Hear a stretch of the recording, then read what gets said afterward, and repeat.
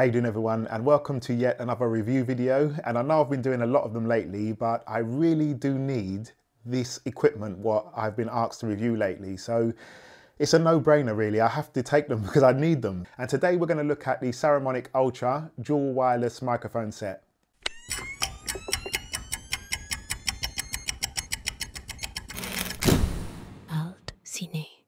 Now you're going to see some crazy stuff in this video because I've been testing this in some weird locations and different locations than what we'd normally do on YouTube. Saramonic said that this can withstand a jet engine in terms of pressure levels on the mic. I didn't have my jet, it was in the cleaners this weekend, so we had to settle for London Underground. So let's just have a quick overall look before we go outside and do some tests.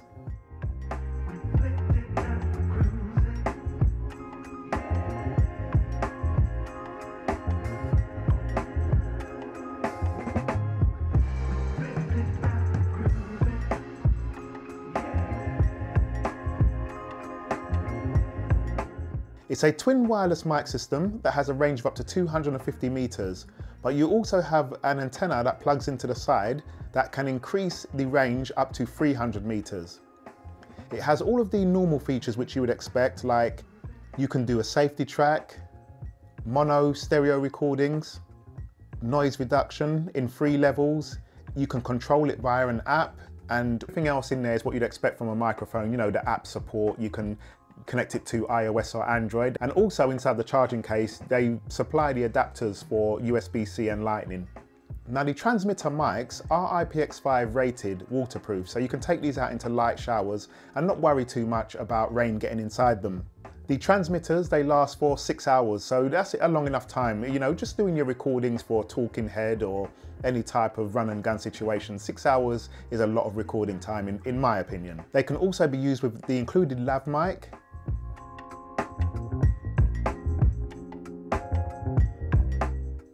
and they have wind muffs that plug in via the headphone jack. So overall, everything that you would expect from a decent mic system that's around £300 these days. But what makes this mic so special is it has a few professional features. The first feature is onboard recording. So you can record directly to these microphones, and they have 8 gigabytes of storage. You can also record those sound bites in 24 kilohertz or 32-bit float recording. So yes, these mics have 32-bit onboard recording, the highest SPL available out of all the wireless mics. So Saramonic claimed the best SPL over DJI and Rode on a wireless mic system. And we are definitely going to test this and push it through its limits and see what it can do. We are in London now. We are at Waterloo and I'm on this lovely bridge. It's quite noisy here. There's a lot of people around, walking around. We've got the water, Thames down there. We've got trains going past over here. So I'm just seeing as it sounds. We haven't got the antenna on the Saramonic at the moment. We've just got the normal Saramonic. So I just want to see how it handles all of this busyness going on. And now I'm going to record a 32-bit float sample as well. So it's red lights come on. I'm recording a 32-bit float sample, is what you're hearing now. And we're going to see how much we can pull back from this and how it sounds. So yeah, this is kind of like a real world test, not in the middle of the woods, not in the middle of anywhere that's unpopulated, undense. Real world test, right out in the middle of nowhere. Okay, so now we're testing the microphone. We've got the antenna on top, and as I said, it's really, really busy. We're just at the London Eye, which you can see up there. So extremely busy area, and I just want to see again how this microphone works in the real world test. I'm going to switch over now to 32-bit float and we'll see how that sounds. So now I am using 32-bit float internal recording. Hopefully it sounds good because, as you can imagine, it is extremely noisy around here in central London, Waterloo Bridge. And hopefully, yeah, hopefully it's all good because this will be nice to use as a personal microphone when I'm doing my own creative content, but also in a professional setting as well. So let's hear how that all sounds. So I took the microphones onto the tube. I pumped the decibels up to 15 decibels, which is the highest it can do. And I recorded by the tube window.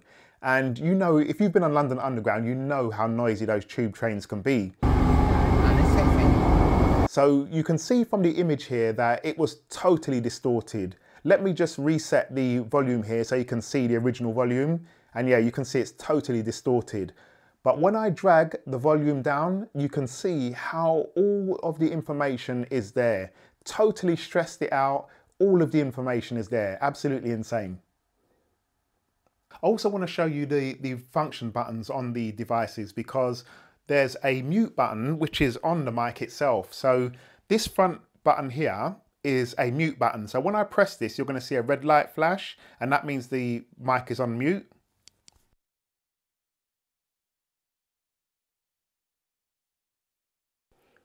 So now, once you've got this all on your client, or if you got it done magnetically, or however you got it on them, hidden on them, rather than them taking it all off, you can just press that button and that's a mute button there. Now, I did speak about the app earlier as well. You can do noise reduction on there, but you can also press this button. So once you set the level of noise reduction that you want, you can press this button here. The light turns green, and now we are in noise reduction mode. So I don't know how this sounds, and it's not something I particularly use, but I suppose if you're live streaming in a noisy place, this could become quite handy. So yeah, this is some noise reduction there. So let me turn that off now, and you can see the light's gone back to blue. And also on the main microphone, the top button is just a screen lock, so you don't accidentally change any settings in the receiver itself. Now, there's a lot of things we could go over in this video in terms of buttons and touch screens and stuff like that, but I really wanted to focus on the proper stuff, the meat of what this microphone is all about, and that is the timecode. The timecode and the 32-bit, they were very important to me. So coming onto the timecode, yes, this microphone can output timecode to your camera. Now, usually you would use a timecode cable, but if you don't have a timecode cable, you can send out a timecode signal to your camera's audio. So one channel will be the camera's audio, and then the other channel will be the timecode signal.